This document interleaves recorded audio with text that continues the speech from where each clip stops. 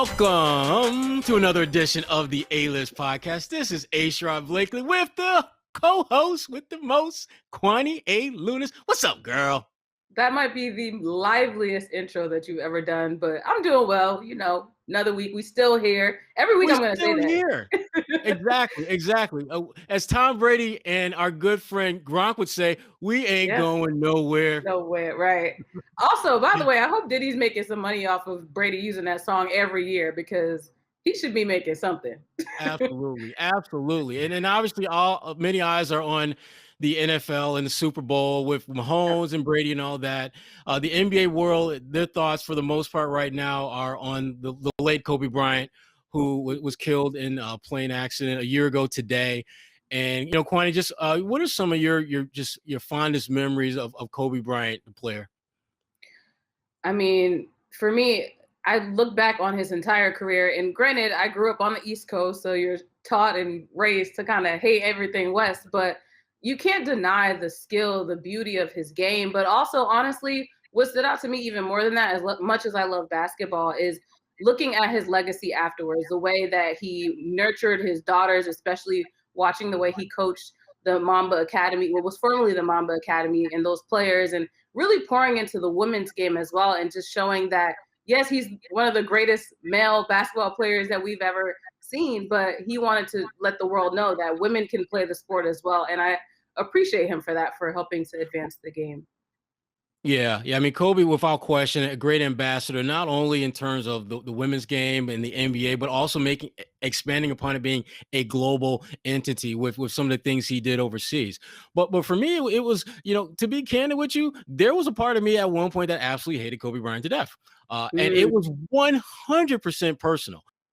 And I will tell you the story. When the Lakers were playing the Detroit Pistons in the NBA Finals back in 2004, my son was in kindergarten, and I needed to get back to Michigan to be at his kindergarten graduation. And the only glitch that would have made it difficult was if the Lakers-Pistons game went into overtime.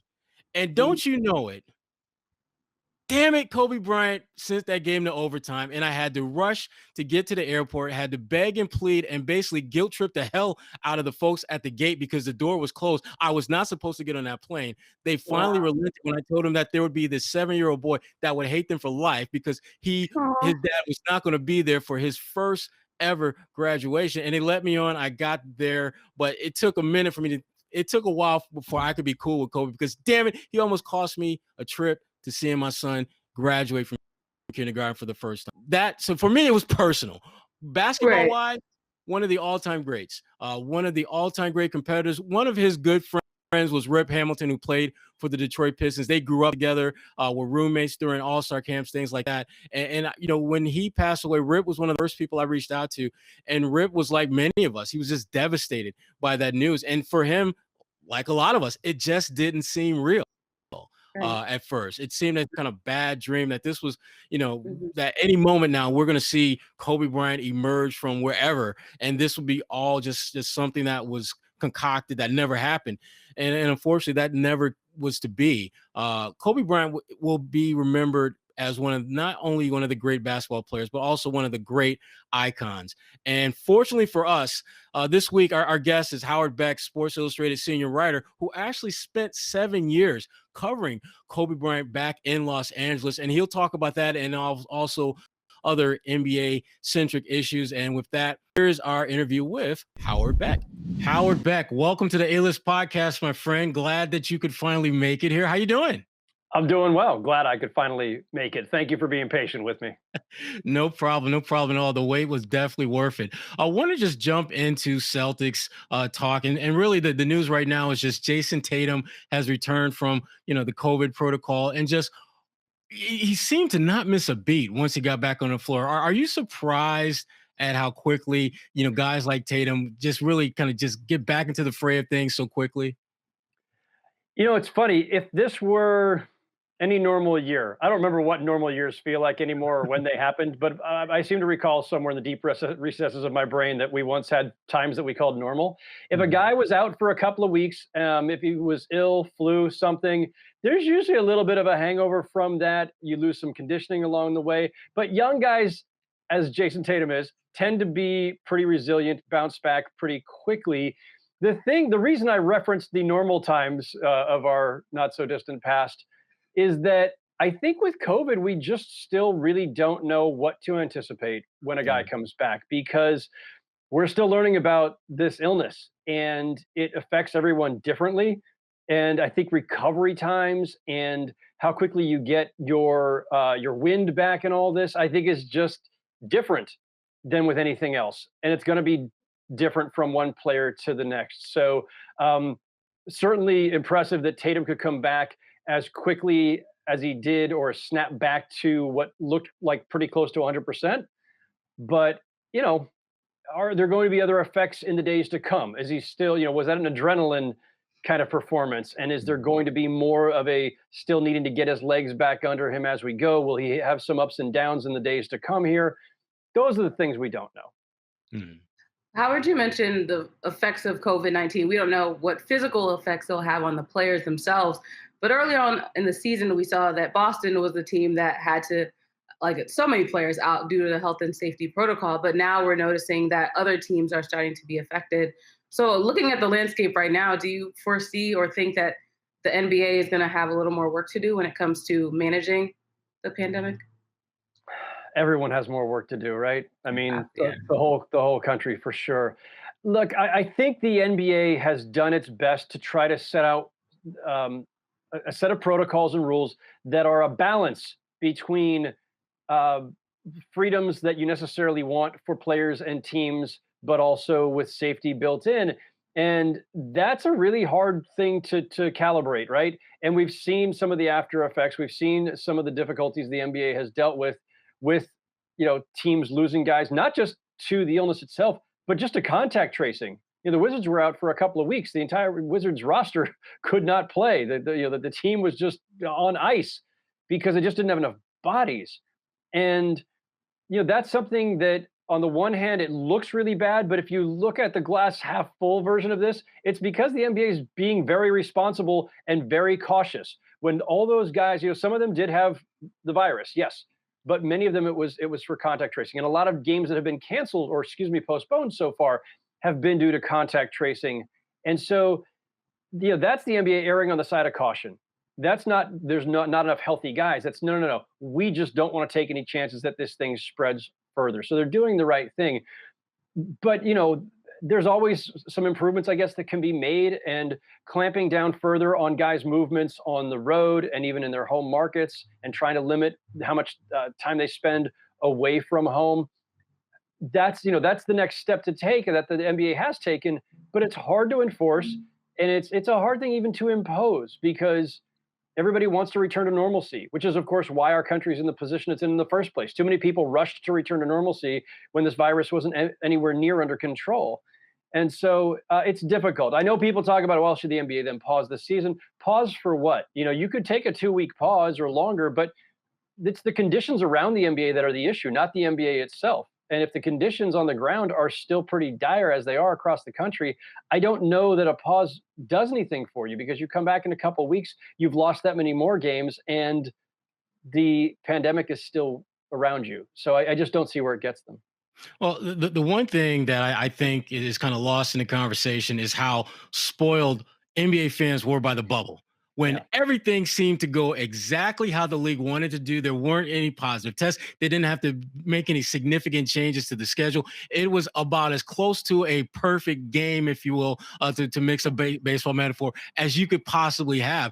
And now, when all those teams are now kind of left to their own devices in their own markets, to your point, Howard, there are external factors that they literally have no control over, that they were able to manage and just keep under wraps, so to speak, when they were in the bubble. And to be candid with you, I'm surprised that we don't have more players who are testing positive, and we don't have more games that have to be postponed, because again, this pandemic is not going anywhere right now. It is, in fact, in many respects, from the time that guys were in a bubble to where we are now, it's actually grown. And yet the numbers, while yes, they have grown in terms of positive tests and contact tracing and things of that nature, it hasn't been nearly as out of control as I anticipated it would be. And the NBA certainly, they want to do better than they are. And I get that, but big picture, they're doing okay.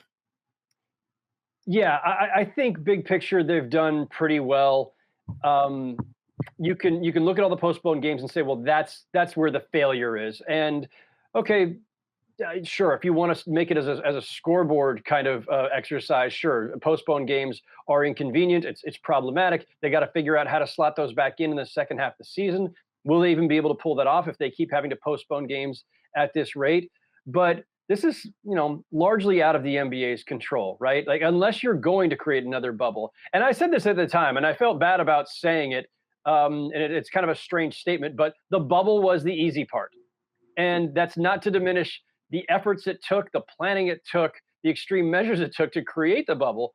But it was the easy part in the sense that once you created it, there was almost zero chance of the virus infiltrating. It wasn't going to catch within players or coaches or anybody else, as long as everybody stayed in the bubble, as long as you limited who came into it from the outside. They did it perfectly, but it was the easy part in the sense that you basically created a hermetically sealed environment. And it's once you're out in the rest of the world where the virus is raging that you have now left a lot to chance and to human nature, because we can tell everybody, even ourselves, hey, stay home, don't go out, always wear a mask, don't go to dinner parties, don't do anything. That's what I've been doing for 10 months. It blows. It's hard.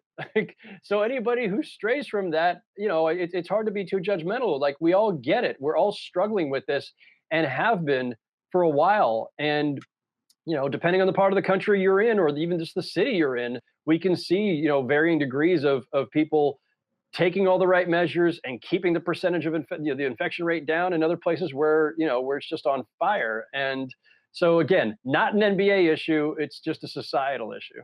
Hmm. Well, on a slightly lighter note, I guess, if you want to call it that, Thanks, Jaylen Kwani. Brown. Jaylen Brown of the Boston Celtics has obviously had to step up with the absence of Jason Tatum. We saw him drop 33 points in 19 minutes in the last few games. So Magic Johnson tweeted that Jaylen Brown should now be considered in that MVP debate for this season. What do you two think about that? Go first, Howard. Yes, first. MVP discussion, he said? Yeah, and then Bill Russell was tweeting out about how great he is. Everybody's starting to notice Jaylen, so I want to hear what you think. Magic is known for his over-exuberance at times on Twitter. We should absolutely right. Nah, we should just what are you talking about? Footnote that one. I mean, look, he still put it out as a statement, so we had to embed it. Absolutely. Look, we are 15 games into the season. There's a ways to go here yet. And look, the MVP discussion is always premature at this stage, but okay. If the Celtics are going to have an MVP candidate, can we all agree it's more likely to be Tatum ultimately? Because if it's not, look, there may well be a equal division of scoring load and responsibility with these two, because Brown, Jalen's making those steps that he can take on that load. But we'll see this with the Clippers too. Like, is it about Kawhi? Is it about Paul George? Or is it about both of them? It's a little bit easier discussion when it's LeBron, Anthony Davis kind of configuration, because as great as Anthony Davis is, you look at LeBron and say, no. This team is defined by LeBron. This is not a power sharing arrangement. He's the engine. He's the conscience. He's the playmaker. He makes it all go, and Anthony Davis benefits from it. Jaylen Brown, Jason Tatum, that's going to be a little bit harder to parse out, just as Paul George and Kawhi Leonard is, and we've seen other pairings like that over the years. Look, the Nets have now three at least two of them future Hall of Famers, and three stars altogether. Well, I don't know where the Nets are going to finish, but it's going to be really hard to parse out, well, who's the most important person there? I'm going to say it's Kevin Durant, but the more talent you pack onto a team, the harder it gets to identify a single guy who's the MVP. The years that I covered Shaq and Kobe together, Shaq got obviously one MVP 1 year in 99-2000. Kobe didn't even show up on MVP ballots for several of those years. And when he did, it was pretty low, because, as great as he was and was worthy of that kind of acclaim, he just was never going to get that same amount of credit because he was with Shaq. So, it's difficult. But Jaylen Brown, MVP discussion to the side, all NBA, all-star, some other awards or honors along the way seem pretty likely. Yeah, I mean, I think I agree with Howard that Jaylen Brown for MVP. I'm not quite ready to put that bumper sticker on my vehicle just yet, but it's interesting to talk about it here as we hit basically the almost the first quarter mark of the season. He's having a phenomenal season. There's no doubt about that. But I still think that at the end of the day, this team is only going to go as far as they can go if Jason Tatum is leading that charge. What Jaylen is doing is phenomenal. I love the fact that he is leading the league in a number of key critical categories. Points in transition, and him and Tatum both rank in the top 5, top 6 in points off of turnovers, which is great. He's finding ways to get his offense going in a multitude of ways. Shooting a career high from the free throw line. You can go down a list of things that he is doing that have been impressive. But at the end of the day, this is still a team that is going to be led by Jason Tatum. There's no doubt about that. And I think looking at what the Celtics were able to do in Tatum's absence, I think is impressive, certainly for Jaylen Brown's candidacy for being, all this, that, and the other. But I think Brown understands that the big picture has him being an elite number 2 guy, that other guy. So it's great to talk about, and I love when we have these conversations. But the reality, at some point, reality has to set in. The earth is round.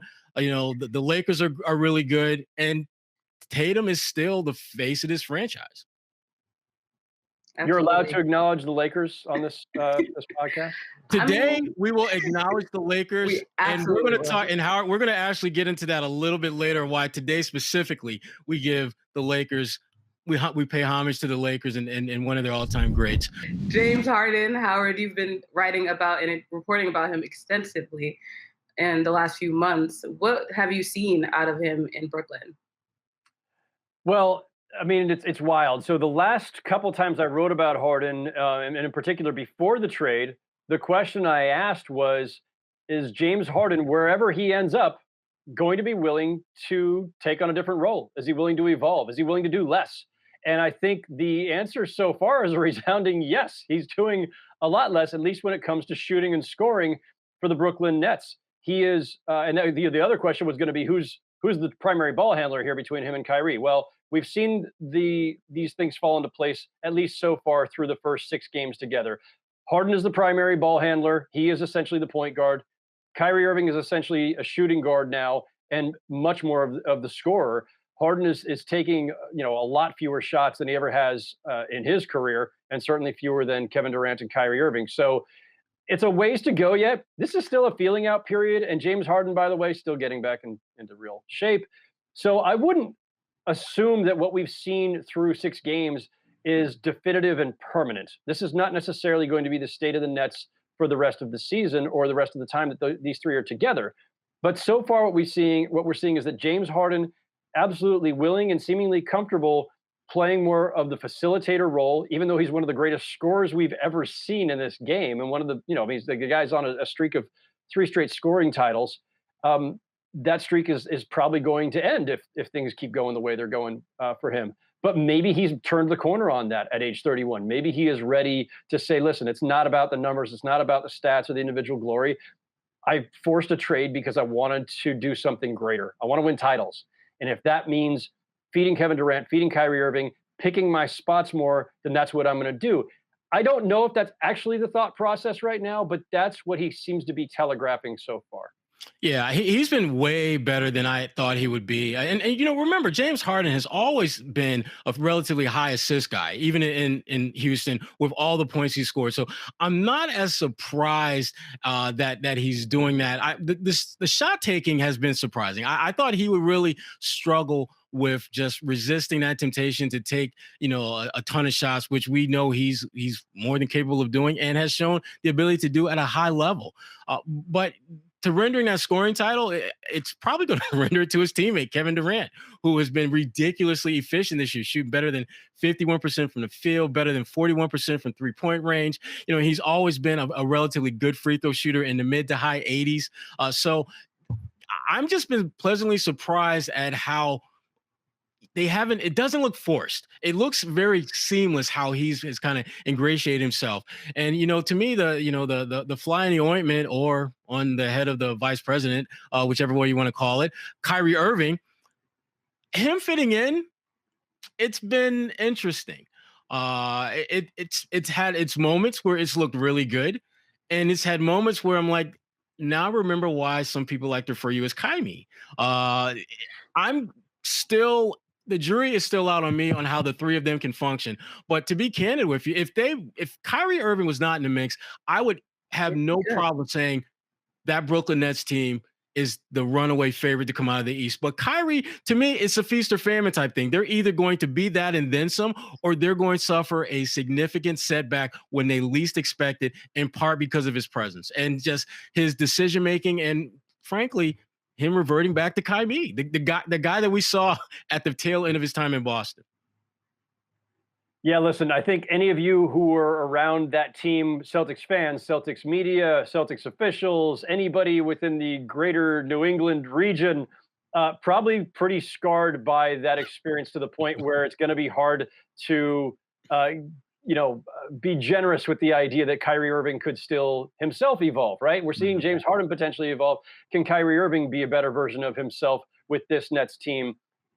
Look, I think it's possible. I think that Kyrie. We know there's a lot of things we can discuss about Kyrie, and I know that a lot of these things are viewed through a jaded lens. But he is a reflective person. You may not like how he reflects. You may not like the way he expresses himself. You may think that the times that he sounds like he's being really reflective, and then you're expecting him to kind of turn around and then do the opposite the next day. I get that. If anybody views him that way, I understand it. I'm not going to try to talk you out of it. I would just say the demeanor that he returned with after being away from the team for a couple of weeks, the interviews he's done so far, strikes me as somebody who is very comfortable with where things are right now, and on the court seems okay with where things are as well. And look, he already has a championship. Right. Kevin Durant's got 2 championships. James Harden is the one who probably has to sacrifice the most because he's the one who needs to make the trade-off the most because he hasn't won. But that said, Kyrie's also at a time in his career, late 20s, where, how much does he need to feed his own ego or his own desire for individual glory? I think that like the other guys on this team, they're all in, mid to later career where you start to recalibrate a little bit. I'm not going to assume anything. I try to be very non-judgmental with these things. Anybody is capable at any time in their career of turning the corner, of doing things a little bit differently, of surprising us. Like, and if these guys could never surprise us, players and teams could never surprise us, then why would we watch, right? So I don't want to pigeonhole him any more than anyone else. I think it can work. I've been skeptical about it working only because the pure volume of offense that these 3 guys individually have consumed in the course of their careers, it makes it look or seem on paper to be a difficult arrangement. And they gave up a lot of defense and depth in the process of acquiring Harden. So I'm still a little skeptical because I think the overall roster has some functional issues. But I actually think it can work as well. Like, I'm not going to be surprised if we wake up in, I think, July is the finals this year. It's it's all a blur. If we wake up in July and the Nets are in the finals, I'm not going to be surprised. If they lose in the second round, I'm not going to be surprised either. This is why we bring in a national guy for the neutral perspective. Exactly. Boston media definitely. They hate him. Still recovering. I love them, but they hate him. Anyway. Yeah. Jersey, we say Jersey every single time we have this podcast. So it's time to play some games, guys. We're going to play some games. Fill in the Lane is Sherrod's new game that we tried out last week. And basically, Howard, you fill in the blanks and let us know what you think. So all right. In a best of 7 series between Boston and Brooklyn, blank will come out on top because of what? Oh, boy. Yeah, no pressure. None. Just know all the Celtics fans are listening. Yeah, I was just curious. Like, do I get paid extra for pandering to the home audience? Or? The Celtics will write you a check. We won't. Man, I could go round and round on this one because if you asked me who I was more confident would be poised under pressure if this goes to a game 7 or there's a critical overtime in a game 5 between these 2 teams, Kevin Durant has been there, done that, seen it all, and can get off any shot, anytime, anywhere against any defender. And that's hard to replicate. And Kyrie Irving, for all of his faults that you guys are maybe aware of, hit one of the biggest shots in NBA Finals history. Yeah. Now, James Harden's postseason record is a little less distinguished. Yeah. But now he's with a team that can help him. I love how you refer to it as less distinguished. Right. That was so kind. I'm absolutely stealing that, Howard. I'm just going to tell you. I'm a middle child. I'm forever the diplomat. I just think that when you have two guys in Durant and Kyrie, and Durant in particular, there's no doubt about what those guys' ability to perform in the tightest, toughest, most dramatic moments. And so that matters. The Celtics, on balance, are still a little bit younger and less experienced at that level. So there's that. Defensively, I think the Celtics probably have the advantage off the top, in large part because Jason and Jaylen both can defend multiple positions and are committed and actually interested in that side of the game. And you've got Marcus Smart. So the perimeter D across those three, I think is really enviable. The Nets don't have that. Kevin Durant at his best is an elite defender, or has been. Can he do that at this level still post Achilles? Can he do that over the course of the rest of this season and through the playoffs? We'll see. Kyrie Irving and James Harden, a little less distinguished at that side of the court. So they gave up Jared Allen in that deal for Harden. They gave up Karis LeVert. So they lost some really important defenders. They lost a lot of depth. I'm curious to see what Sean Marks does, whether it's before the trade deadline or maybe in the buyout market, what else he can unearth to kind of backfill the roster, because they have literal and figurative gaps in that rotation. And so I have less confidence in them overall. So I'm going to lean Celtics at this stage because of defense and because of just more of the continuity that they've had. Wow. Wait, but with that being said, what gaps would you fill in for Boston? Ooh. Like the Nets, they could certainly use, someone to shore up the center spot. Although, between, Thompson and Tice, I mean, they'll patch it up okay. I think we don't know really how concerned yet to be about Kemba in the long term, right? Like that knee injury has been going on a long time. He's back now. How is he going to be fine for the duration? How often is that going to flare up? How often is it going to limit him? How confident are you in Jeff Teague? So, those are the spots. It's funny, like with both teams, the places where you're really not concerned at all is at the swing positions. That's where you're feeling like both teams really have that strength and that versatility. Yeah, I agree with pretty much everything Howard said. The big thing about the Nets is, and you touched on this, Howard, is their defense, man. It's horrible. And I just don't see how they're going to significantly upgrade that in the short term. And I think in a best of 7 series, offense is going to take you far in the playoffs. But at the end of the day, you got to get stops. And I worry about that with Brooklyn, because I think they've got more than enough firepower to beat anyone and everyone in the NBA. But I think the fact that the Celtics have, I guess the best way to describe it, a better distinguished group on the defensive end of the floor, particularly at the wing positions, they have the ability to impact the game at both ends of the floor. When you look at the stats, like something like, second chance points, for example, and you start looking at the players who are on the floor who give up a lot of those. 3 of the top 4 or 5 players in the NBA in most second chance points given up play for the Brooklyn Nets. And we don't have to go far to figure out who those 3 guys are. So statistically speaking, their defense doesn't really cut it. And the fact that they lost the one, I think, decent rim protector they had, they had to trade him away. And they're arguably their best perimeter defender. There's a lot of concerns about what this team is going to do in crunch time from the defensive standpoint. And that, to me, more than anything else, is why in a best of 7 series, I got to lean a little bit towards the Celtics because of the defensive dynamic. Yeah, I will say this, though I did lean Celtics. The case for the Nets is they're unguardable. Mm-hmm. And if those 3 are in perfect sync with each other, it's a wrap.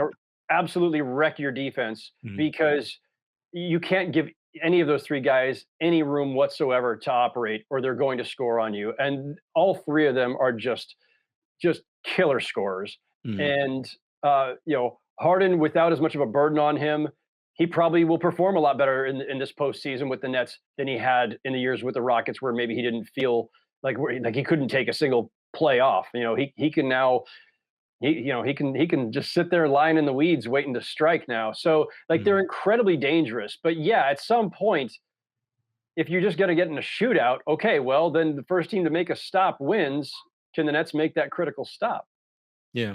And Howard, you touched on this a little bit earlier about just your time covering Shaq and Kobe. And today, the 1 year anniversary of Kobe's passing, him and his daughter. Just quickly, what are some of your just when you think about Kobe and then the time you spent around him, around that organization, what are some of the memories that immediately come to mind for you? I mean, there are a lot. It was 7 years that I covered him and covered that team, 97 to 2004. So starting Kobe's second season when he was 19 years old and through the three championships. And then, obviously the big breakup in 2004 when they traded Shaq to Miami. That was my last season covering that team. I've always summed up Kobe something like this, which is that I've never met anyone in any walk of life who is as singularly focused, dedicated, committed, to just thoroughly invested mind, body, and soul in their craft. And I don't care if it's doctors, lawyers, accountants, writers, whoever. I don't know that I've ever met anyone who is as fully invested in what they were doing and in being the greatest at it as Kobe Bryant. So everything that you ever hear, all the stuff that sounds like almost like the mythology of Kobe about his work ethic and his drive and the 2 a.m. workouts and all that, it's all true. And, the reason that people admire Kobe so much, and I had a story on SI.com today about the imprint that Kobe's left on the league and the fact that you can find, some of Kobe's best traits still among today's players, whether it's that big moment, big shot mentality that you see in Damian Lillard, whether it's just the killer work ethic that you see in like Jimmy Butler. There are other guys who emulate a lot of what made Kobe great. I don't know if any of them have everything that made him great, but so many guys in this league, as I wrote today, looked up to him, admired him, sought him out for counsel, were mentored by him, or idolized him as kids. And it's not just because of the 5 rings. Sure, that helps. Certifying yourself as a champion does, put you in a different level of standing.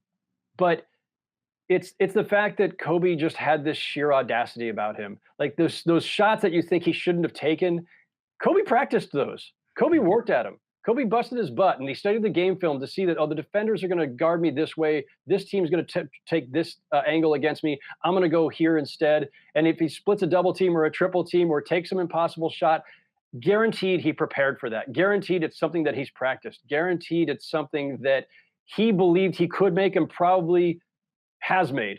It might have even made it in that moment. And you might have still been cringing because it was the wrong choice basketball-wise. But there was just an audacity and this soaring confidence in Kobe that I just think was infectious, and that whether you loved or hated him, you could admire that in him. And I think that's the lasting impression. Yeah, well, we certainly see the impact of Kobe right here in Boston and Jason Tatum, who grew up a huge Kobe Bryant fan. His dad actually, him and I talked earlier pre-pandemic about just that infatuation his son had with Kobe. And his dad played with Larry Hughes, who was in Cleveland at the time, and they arranged for Tatum to have some time with Kobe.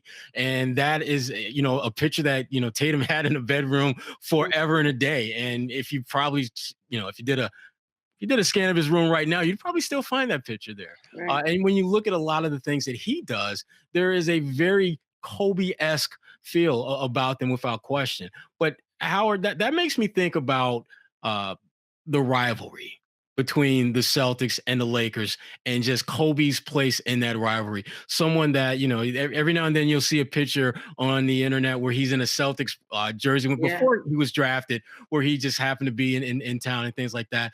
What did that rivalry, from your perspective, mean to Kobe Bryant, that Celtics-Lakers rivalry? Yeah, I mean, it meant a ton, obviously, because Kobe wasn't just one of the all-time greats and certainly one of the all-time great Lakers, maybe the greatest Laker, depending on who's creating that list. But he was a student of the game and a student of history. And he could tell you, and I remember actually him telling me about, the great ball handlers and everything, and talking about Bob Cousy, and like Kobe could draw from any era, any players, any reference. I don't know where he got all this film, but he seemed to have like he must have had like his own direct line to like Secaucus and NBA Entertainment or something, like a personal account. I felt like he had watched all of NBA history, because he did. He would make those references, and he knew all of that. And besides that, he, as a kid growing up, he was a big Magic Johnson guy and a big Laker fan. And so, of course, he had great and deep appreciation for that Lakers Celtics rivalry. And, obviously he'd already won 3 championships and been to 4 finals long before the Lakers and Celtics met in 2008. So for him to finally get back to that moment, to have that opportunity again and have it be Lakers Celtics, and to get to write his own chapter in that, was just huge. And I'm certain, and I'm sure there were quotes back at the time, that losing that was probably as devastating as any of his NBA setbacks. And then winning a couple of years later to avenge that, again, one of his all-time great achievements. I mean, I don't know that Kobe ever ranked his championships. I'm sure somebody over the years must have asked him to. And I'd be curious to know. I don't know off the top of my head where 2010 ranks, but it's got to be right up there. He loved the rivalry. He loved the history of the game. And he certainly relished those chances to go up against the big 3. Yeah. Well, Howard, we are running out of time, but before we leave, I wanted to just give you opportunity, just let the folks know anything you've got coming down the pipeline, writing wise. You mentioned the Kobe story that is on SI.com now. You've got anything else to let the folks know about your podcast, perhaps? Yeah, so story on SI.com right now that is about the imprint that Kobe left on the league, the guys who still kind of carry on the best of Kobe. You can find that on SI.com today. It's our daily cover. And new edition of the crossover pod with myself and your friend, Chris Mannix. Yes. We will be taping, I believe, tomorrow, Wednesday, and should post later that afternoon. Awesome. Where can I find you on the social medias? Very simply, at Howard Beck on Twitter. No underscores, no fancy punctuation or anything. Just the one and Howard only. Beck. Yes. He secured it nice early. And simple. Nice and simple. That's what we like. Howard Beck, senior writer at SI, Sports Illustrated. Thank you so much for your time, my friend.